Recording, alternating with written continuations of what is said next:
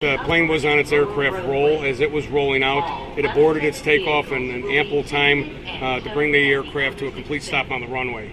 They evacuated off the port side or the left side of the aircraft, 170 persons and flight crew and a dog. They all safely evacuated out of half the exits on the port side, and they went into the grass. The variant injuries actually came from the rapid evacuation down the slides. Not uncommon that you have ankle injuries. You know what?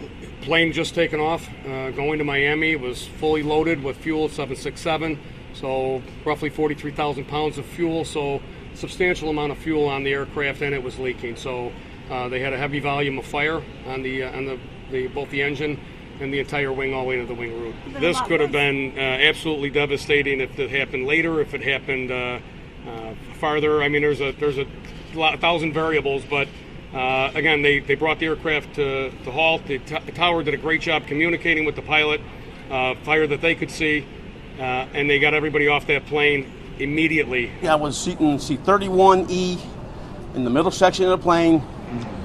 We started to take off.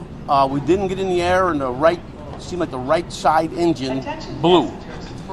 Big ball of fire.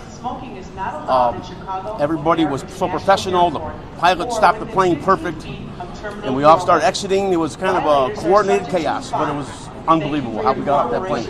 It cracked the window on the right side of the plane. It was pretty big flame, pretty big ball. First there was a clunk.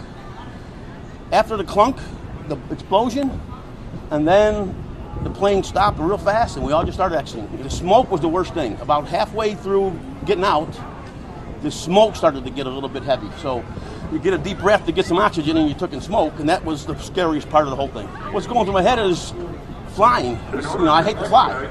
And the worst thing happened that you can imagine when you're flying. 20 seconds later, we'd all been dead. Unbelievable.